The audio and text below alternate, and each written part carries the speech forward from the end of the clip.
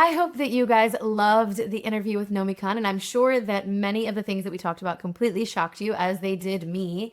And honestly, I'm so happy that you have joined me here for part two, where we are going to dive in specifically to the biblical story that I literally can't stop thinking about ever since that interview, because it's so similar. It literally feels like, oh my gosh, where have I seen everything we're going through in our lives before? Oh, right here, thousands of years ago in the book of Judges, Shoftim.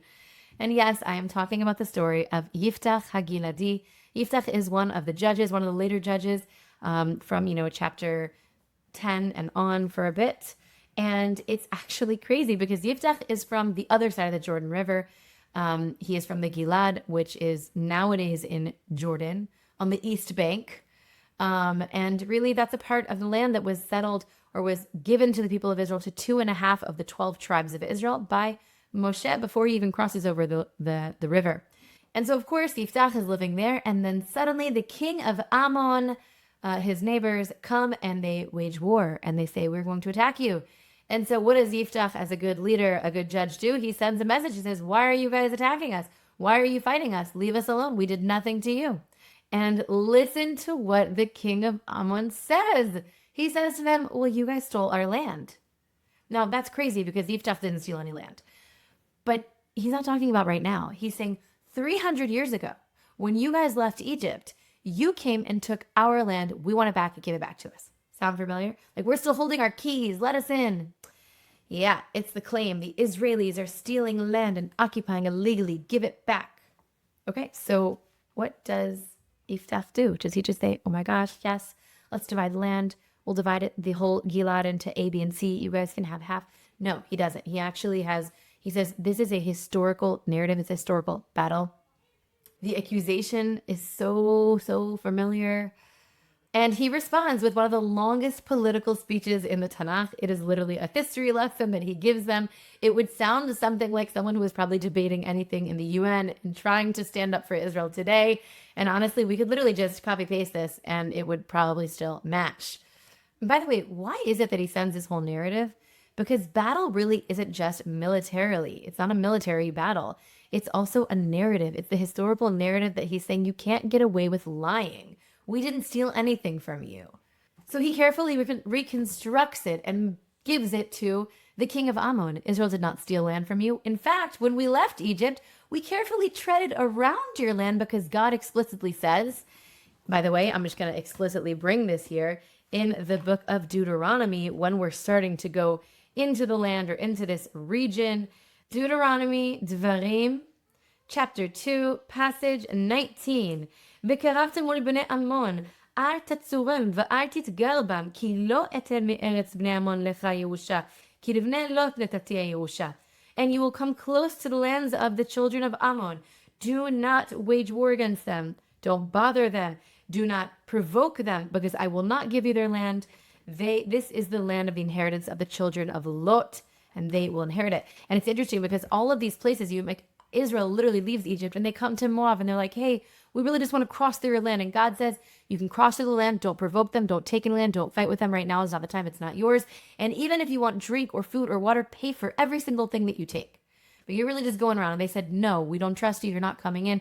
And so Israel literally makes a huge roundabout to even go into the land. Now, that happens with Ammon. That happens with Moab. That happens with the Amorite. It happens with literally everyone. And that's kind of what Yiftach says. In fact, I want to read some of his response. It's very, very, very long. So any of you guys who want to read it inside, it's in Judges chapter 10, and it starts with the passage 15. Okay, Israel did not seize the land of Moab, nor the land of the Ammonites, for when they came out of Egypt, Israel trekked through the wilderness to the Sea of Reeds, and then arrived at Kadesh. And Israel sent messengers to the king of Edom, saying, please, let us pass through your land. But the king of Edom would not listen. They also reached out to the king of Moab, but he would not comply. So Israel remained in Kadesh, and they trekked through the wilderness, making their way around the land of Edom and the land of Moab, until they reached the eastern side of the land of Moab, where they encamped across the Arnon. They wouldn't take a piece of territory. Now he keeps on going, and then what did he say? And you know what happened to your land, Ammon, that you're trying to make this sound like we did something to you 300 years ago? There was a king called Sihon, the Amorite, from the north, And he waged war and stole all the Moabite land and all of your land. And then, you know what he did? He attacked us in the desert after we had left exile in Egypt, and we were just a small group of very non-violent Israelites. They attacked us and waged war, and you know what we did? We conquered all of that land. So we didn't take your land. You lost your land to the Amorites, and then we took the land from the Amorites who waged war against us. This is called a regular game of war. This is the victory, and this is what happens. And then he says, it is the Lord God of Israel who dispossessed the Amorites before his people Israel. Why should you have it? God's the one who gave us the Amorite land, who stole it from you a long time ago, and you didn't win that war. You take possessions of what Chemosh, your God, grants you. He's like, let me attack your God now, right? Our God gave us this, not you. And we will take possession of everything the Lord our God grants us, which is the land that you owned 300 years ago. Now, are you any better than Balak, son of Zippor, the king of Moab? Did he pick a quarrel with Israel? Did he wage war against them?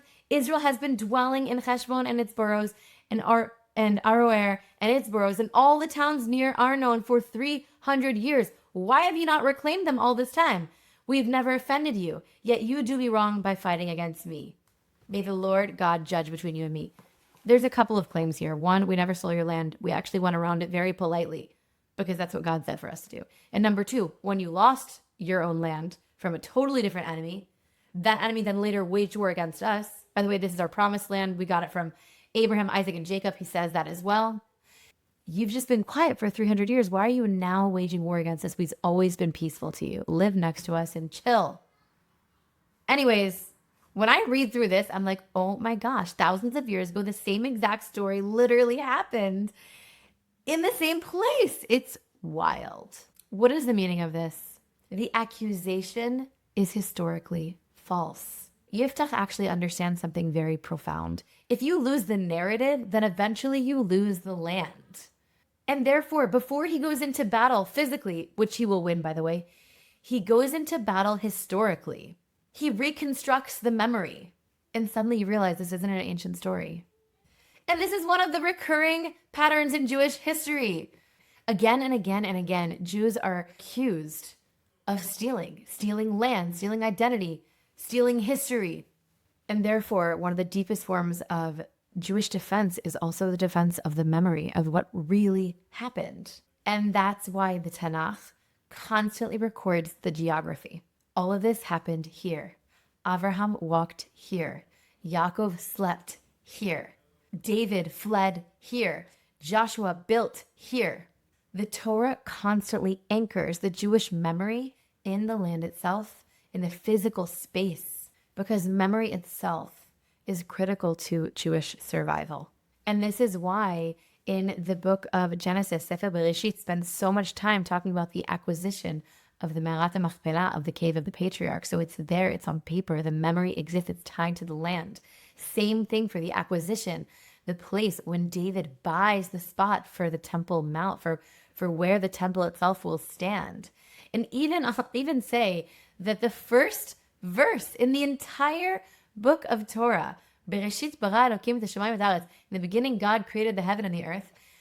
There's actually a famous commentary by Rashi who actually asked the question, why does the whole book of the Torah begin with Bereshit? Like, you could just start with the laws. Torah in Hebrew literally means the book of laws. So the whole book of the first book is really not so much laws. It's really the story of creation and God. And he says, because one day people will come and say that you stole this land, and this is your deed to the land. These stories, these eternal promises of God that specifically detail where and when and what happened. So you can always say, this is what God wanted. This has always been ours. It's crazy. Like, he actually uses those words, by the way. Rashi says that they're going to come and say, you are thieves. He uses the word thieves. Listim atem. And the answer is, the creator of the world assigns history and gives the land to the people that he wills it. It is his will. It's almost as if hundreds and hundreds of years ago, this commentary knew that, or maybe God instilled it, that this would be a battle that we would always be fighting. It would become a battle over the narrative and over truth of history. And we're going to have to fight it in every generation, just like Yiftach did. And he was very strong and brave and didn't start saying, oh, let's just give you pieces of our land. We'll divide up the Gilad into A, B, and C. He said, no, this is ours. You want to live peacefully with us? Do it. We're here.